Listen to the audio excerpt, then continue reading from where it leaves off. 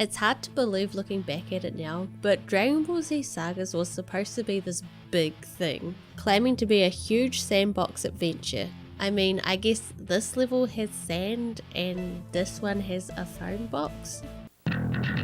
It goes where no Dragon Ball Z game has gone before. Everywhere. Introducing Dragon Ball Z Sagas, the first ever Dragon Ball Z action-adventure game. What a crock of shit. If you couldn't already tell, this is going to be a very negative retrospective because I do not like this game, like at all. I didn't like it as a kid and I definitely don't like it now, and I am going to show you exactly why. If you find value in the many hours of this channel's content, then become a channel member today, or consider giving a small tip through the Super Thanks feature. Dragon Ball Z Sagas was released in 2005 and was the first Dragon Ball Z console game developed by an American studio. And it shows. No, I'm kidding. Well, not really. Avalanche Studios was in charge of developing the game, which was published by Atari. So I would blame Atari, not the developers, for all this false advertising. The first ever Dragon Ball Z action-adventure game. Sure, Jan. Sagas was released for the PlayStation 2, Gamecube, and was the only Dragon Ball Z game to be released on the original Xbox. That's rough, buddy. My thoughts while watching the opening animation for Sagas are a mix of cool and what? Some of these shots have amazing choreography, and the 2D animation is really fluid and looks great, but the art style is unusual. The characters are very different from what we are used to seeing. It's as if One Piece and Dragon Ball Z had a baby, which isn't far from the truth, as the animation supervisor responsible for this opening has worked on both the Dragon Ball Z and One Piece anime. I really don't mind how this looks, since the 2D opening is always appreciated. I adore the animation of Goku transforming into a great ape and destroying Pilaf's castle. It's a real treat to see some reanimated Dragon Ball scenes. The only thing I don't like is Vegeta's appearance. Not only does his face look odd, but his armor and hair are also the wrong colors. Or is his hair supposed to be brown? Because that seems to be a reoccurring thing in game openings. The openings of Budokai 2 and 3 both feature a brown-haired Vegeta. Yeah, it's a hard pass from me. When a level begins, the game will give you a list of objectives to complete before moving on to the next stage. These are usually simple things like collecting Dragon Balls or fighting the boss. You can check this list at any time by pausing the game. Sagas begins shortly after the arrival of Goku's older brother Raditz, who has kidnapped Goku's son Gohan. So it starts like pretty much every other Dragon Ball Z game. One feature that distinguishes this game from the others is the ability to pursue Raditz as both Goku and Piccolo. Yes, co-op is available in this game. It's like they say, sorrow shared is sorrow halved. Although in this case, I would say that it's doubled. Did you like that game? No. Gotta be honest, I really did not. The frantic pace at which the characters move around is awkward as hell to control. Imagine trying to steer a shopping cart across some slightly icy pavement. Look at my running. That's even worse than... How is it worse? It's not worse, it's the same. No, it's worse. It's I have the same. No, I have poofy pants to hide it. See? Oh wait, what the fuck? It takes some time for your character to gain enough speed to run, and once they do, they slide slightly when turning. The absurd running animation only adds to this. It doesn't help that everyone has very poor posture. This is Goku, the powerful savior of Earth, a skilled martial artist. Why is he hunched over like a gremlin? In fact, everyone looks like this. This is due to the fact that all of the characters have the same animations, even the majority of the enemies. Because they are all the same, everyone feels the same. The only distinction between characters is their unique special move, but even then they still do the same thing. Fighting enemies is the main thing you'll be doing as you progress through a level. To begin with, you will only be able to kick them, punch them, or ki blast them to death. And none of these actions feel good.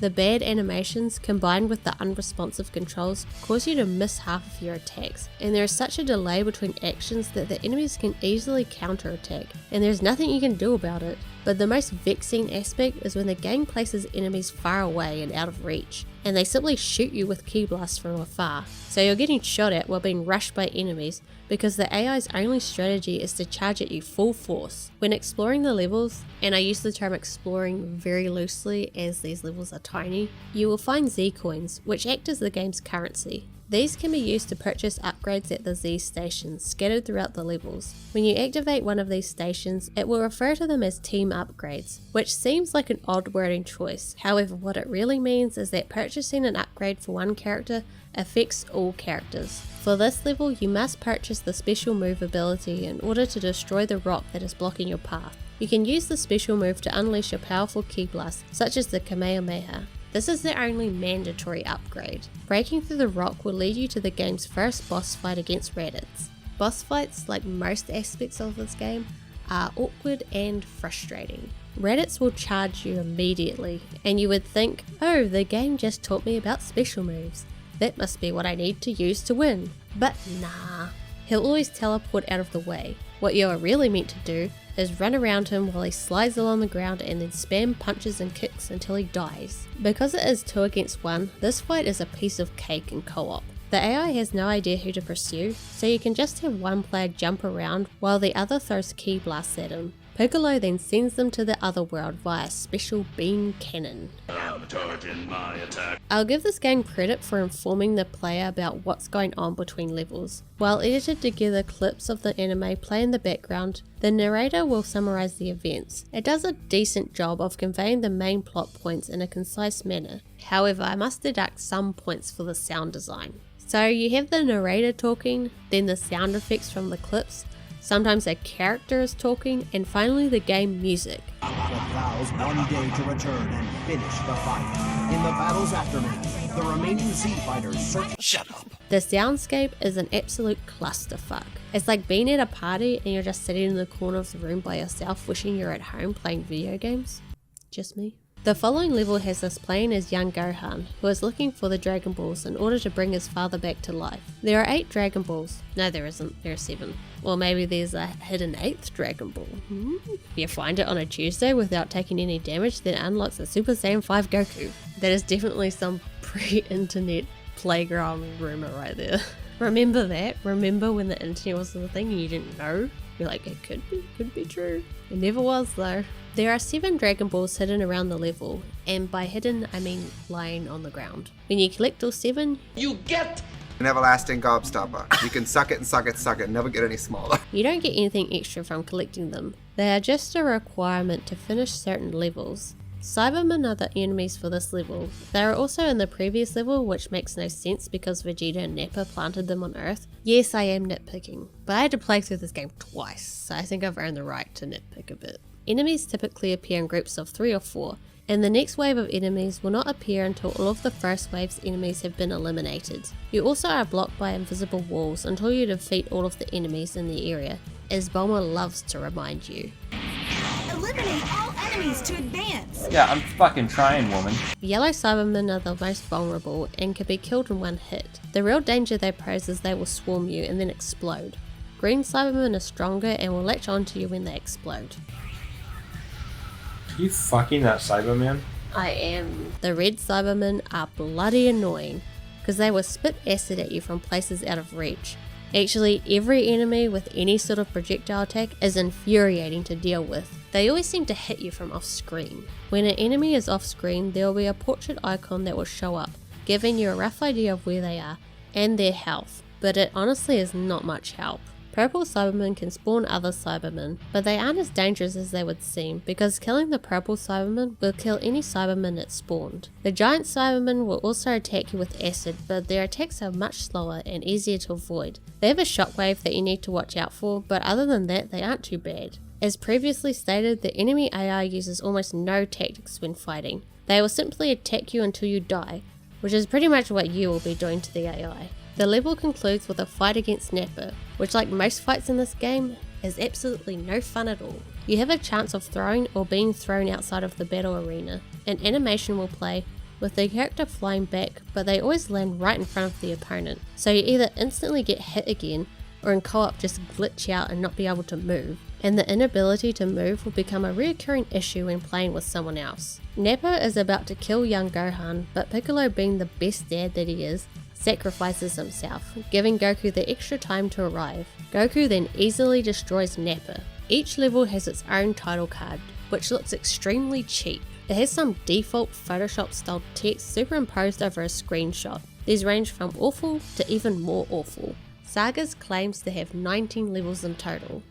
Sure, Jan. But it counts this boss fight with Vegeta as a level, as well as a few other bosses. There are also some training mini-games later on in the game that count as levels too.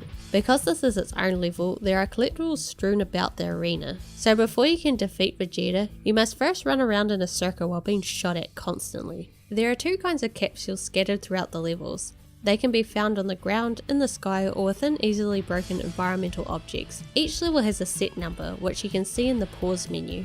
Red capsules are the game's health pickups. They will heal a portion of a character's health when first picked up. There are 10 slots for them on the left side of the screen. Your objective is to collect 10 of these capsules in order to fill these slots. After collecting 10, your maximum health will be permanently increased. This applies to all characters, so getting a health boost for Goku will remain when playing as Gohan, and so on. The capsules you collect carry over to other characters, and you don't have to collect 10 in one level. The yellow capsules function pretty much the same, except that they increase your maximum amount of ki. Sensu beans can also be used to replenish your health after death. They are basically lives, and you can only carry 3 at a time.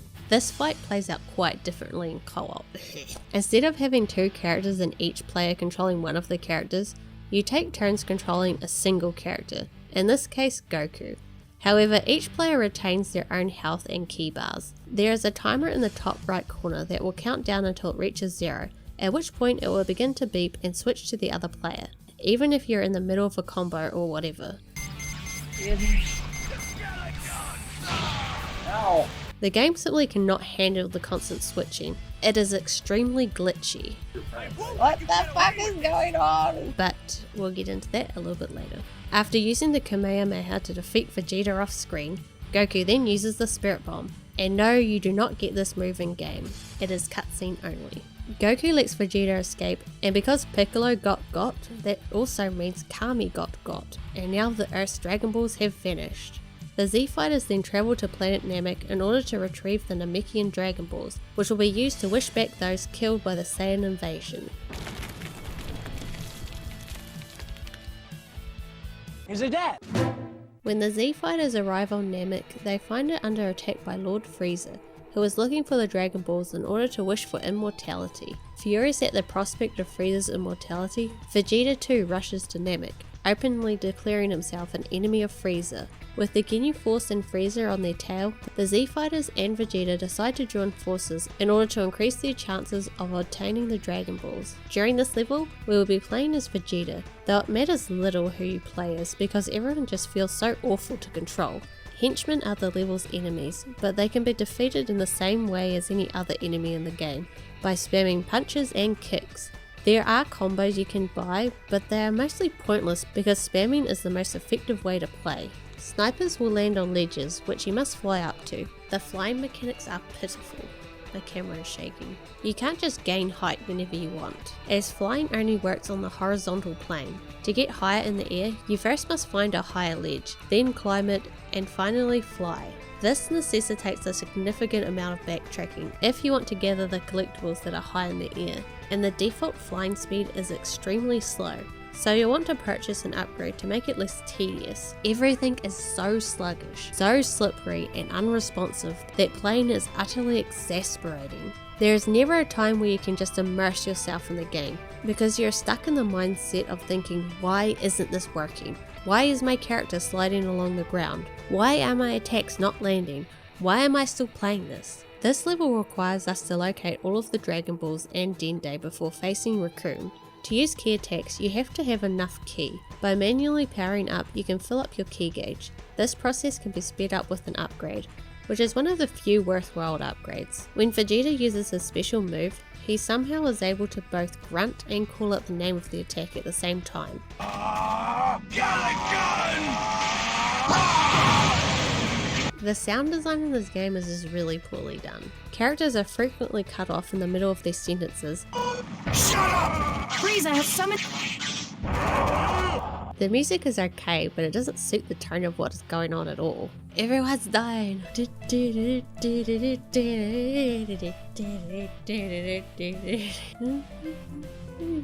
When Raccoon is defeated, the game advances to the next level, which features 3 boss battles. What did I say? It is every New Zealander's greatest fear, being attacked by a severely sunburnt Australian. Yeah, that's fair. Playing as Goku, we must fight against Jace and Berta, kind of at the same time.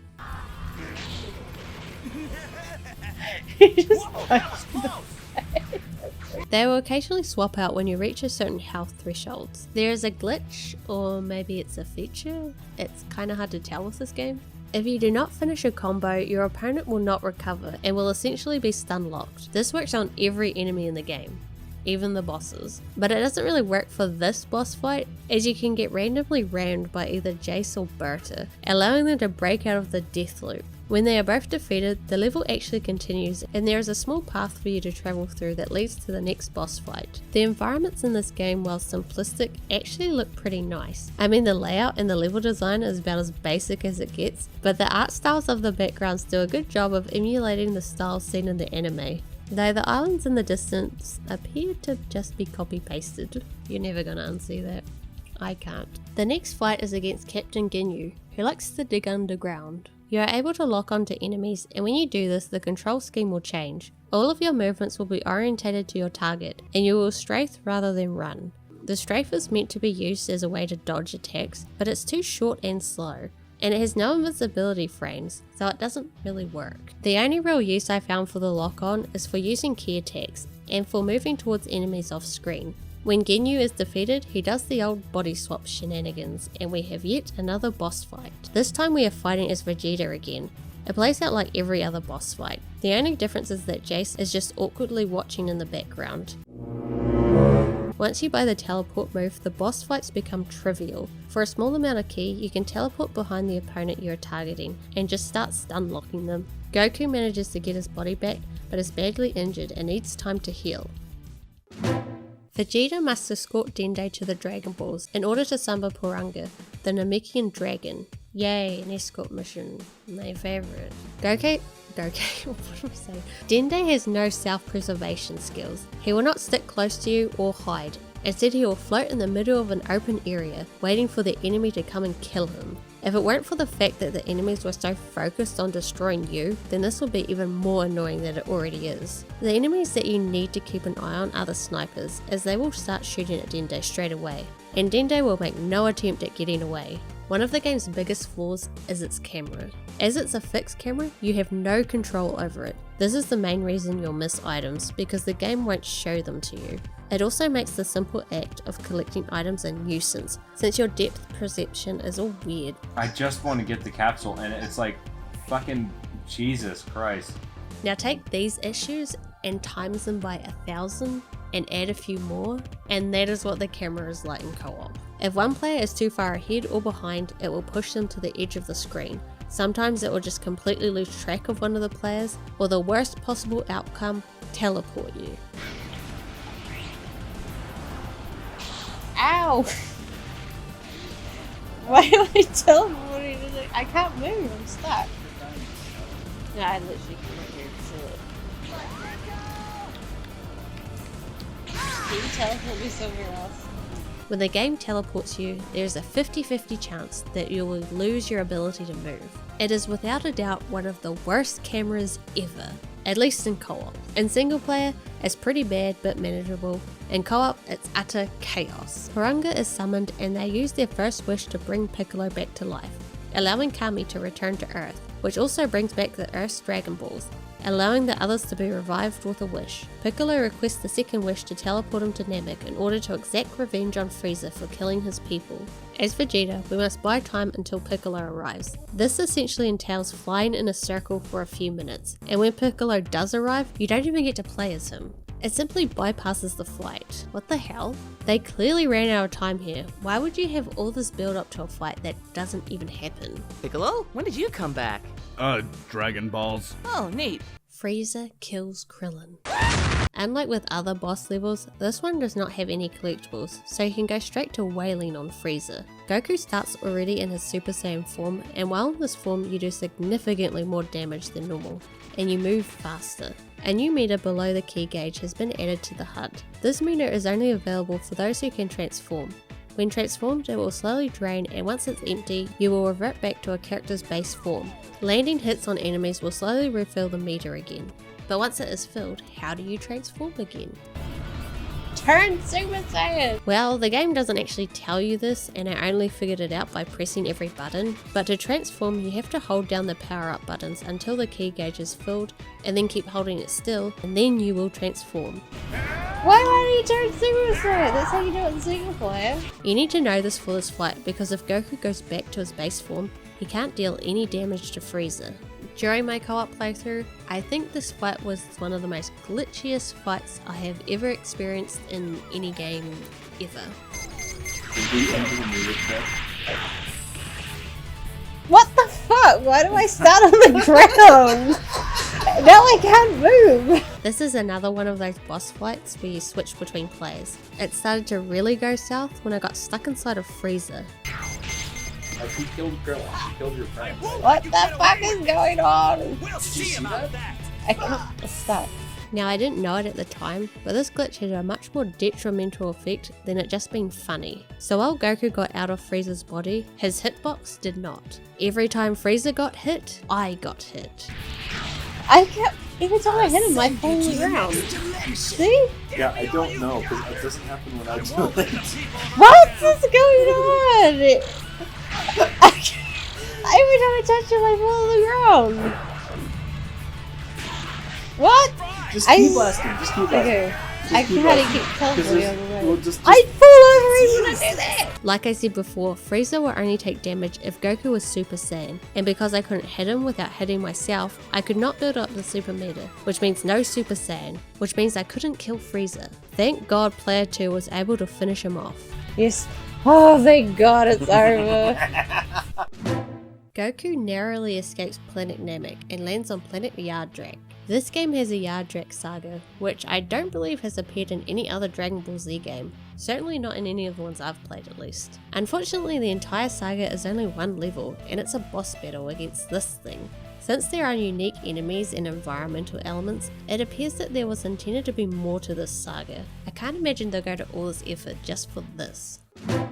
The game then moves on to the Trunks Saga, covering the events of the history of Trunks OVA, roughly. In an alternate timeline, Goku dies of a viral heart disease 2 years after defeating Frieza and King Cold. Because Goku died of natural causes, he can no longer be resurrected with the Dragon Balls. Piccolo, Vegeta, Krillin, Tien, Yamcha and Chaozu are killed by androids 17 and 18, 6 months later. With the death of Piccolo, Earth's guardian Kami dies as well, and the Dragon Balls are rendered permanently useless, making it impossible for anyone to be revived. 13 years later, the androids terrorize the planet while Gohan, the sole survivor of the battle, tries in vain to stop them. He agrees to train Trunks, who is eager to help. Prototype androids are the new enemies for this saga, but they are just reskins of the henchmen enemies, animations and all. There are also these larger androids that are just the big Cybermen, but metal, and also spawn little baby metal things. We must keep an eye out for Goku's heart medicine, which I believe was hidden inside a car, so I'm fairly certain we stole someone else's medicine. Finally, we face off against Android 17, who has decided to cut the sleeves off his t-shirt. Somehow this little change in his character design makes him look 10 times worse. Even though we easily win due to the game's almost non-existent difficulty curve, the game has decided that we lost, and Trunks must be saved by Gohan, who ends up losing his arm. Oh my god! What do you know about reattaching arms that I can't find? Oh, sweetie. The next level takes place just before Gohan dies, spoiler alert, and before Trunks travels to the past. In this level we have to collect these time machine things that are scattered about. The Dragon Radar in the corner serves as a mini-map, as well as a tool for locating enemies and collectibles, if you purchase the upgrade. Okay, what the fuck? That's really confusing. If you look at the mini-map versus which way we actually have to go on the map. Like, I run this way, and I'm going the opposite direction from which way I'm facing. I never noticed it. I don't know that it was like that before. At this point, I'd given up on collecting everything because you never get anything worthwhile. After finishing the game, you do unlock Pendulum Mode and some extra characters like Broly and Bardock, but you don't need to 100% the game. You just have to reach the end, which the developers must have considered that was enough. You can play any level as any character in Pendulum Mode, but everyone plays the same, so I don't know why you'd even bother. The level ends with a fight against androids 17 and 18. You can probably tell that I'm kind of running out of things to talk about because there just isn't really much to this game. The majority of the levels run together. You use a flawed combo system to take out the mobs, pick up some shit, and maybe fight a boss. That's pretty much it. We are back to the present day where the Z-Fighters are hunting for the androids that Trunks had warned them about. The game wants you to protect the buildings from being destroyed by the prototype androids, but it doesn't tell you which buildings. Is it these ones? This one? Don't know. I don't know. Sunday's fuzzy. But the enemies don't seem to know either, as they just go after the player anyway. They aren't even trying to destroy the buildings. And then a truck drives by and the level ends? What? Yamcha gets got by the androids. Goku is suffering from the heart virus, so it is up to Vegeta to save the day. This boss fight lasts barely a minute in single player. Vegeta is already turned Super Saiyan, so he deals a ton of damage. Android 20, aka Dr. Gero, gets away, so we follow him to his hideout before he can wake up the other androids. There is a turret enemy in this area that I don't think appears anywhere else. There are also these holes in the ground that look like you can go down them, but you can't. We find the hideout, but we are too late, and then Vegeta gets decked by Android 18. While all this is happening, Piccolo goes to the lookout to fuse with Kami, and he unlocks his Super Namekian meter. Okay. It works the exact same as the Super Saiyan meter. I don't actually know what happens when Piccolo can transform because the fight with Android 17 didn't last long enough. I assume that he gets a damage boost, but I can't confirm this, and I'm not willing to replay this to find out, okay? Piccolo fails to take out Android 17 in time, and he gets absorbed by Cell, who we haven't seen yet. He just appears in the plot after this fight. Yeah, this game skips over a lot of the Cell Saga.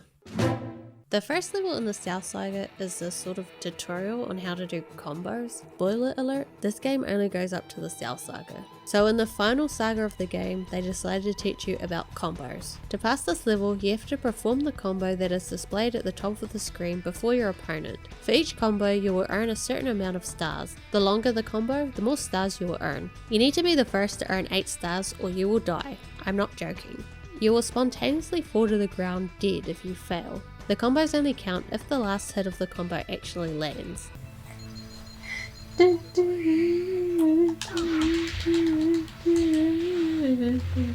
As Vegeta, we have to hunt down Cell throughout the level. Each time you catch up to him, it will enter the boss fight mode. Beat his ass, son. The Cybermen return in this level, even though it makes absolutely no sense for them to be here. They gang up on you and it's so easy to get stunned by attacks. You can guard from attacks, but because you are very rarely fighting one-on-one, aside from in boss fights, it's kind of useless. You'll be blocking one attack only to get blasted by another. Catching up to Cell, you'll find that he is healed in between fights. This isn't a big deal since Vegeta can turn Super Saiyan and deals so much more damage. When you catch up to Cell for the 3rd time, he will have achieved his perfect form. As long as you can transform, he should be no trouble. Just stun lock him like everybody else. Sliding all over the place.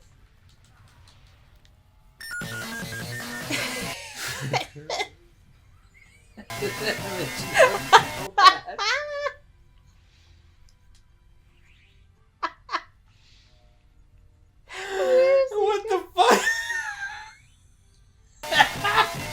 We are back in the hyperbolic time chamber, doing the combo game again, but this time you have to get 11 stars. Honestly, I much prefer this little mini game rather than having another one-on-one fight. I can see what they were trying to do with this concept, it just isn't fun because the game's mechanics are so clunky. Fucking carry on like, what am I saying?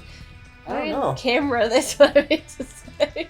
The game ends strong with the worst boss fight in the entire game. It is also the hardest in the game, but it's not hard in a challenging way, but in a frustrating way. Okay, so you'll notice that I'm hitting Cell, but he is taking absolutely no damage. This is because you have to be Super Saiyan 2 to be able to damage him. Gohan starts the fight already transformed into a Super Saiyan, so you're already halfway there.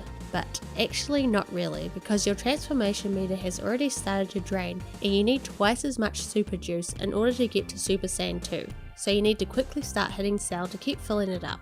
But every time you miss time your hit, the meter starts draining again and you lose all of your progress. And this is what makes the fight so frustrating.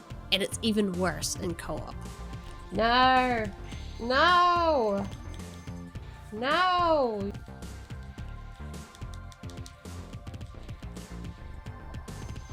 No! I was so close. Now get your notepads everyone, because I am about to tell you the secret to beating this level. Forget about being Super Saiyan at the start of the fight. With the position you start in, it is already too late. Just let the transformation run out, then rebuild up the meter, this way it won't be constantly draining. Get Cell to the edge of the arena and then go Super Saiyan. Hit him with the longest combos you can. Keep him there for as long as possible. If he moves to the center, use the teleport to stay close, and you should be able to build up enough super juice. Once you turn Super Saiyan 2, Cell stands no chance. His health just melts away. And after the torturous fight, the game finally ends. Oh, it's over. We're finished. Yes. Cell is defeated once and for all, and everyone is happy. Except for me, because I had to play through this piece of shit twice.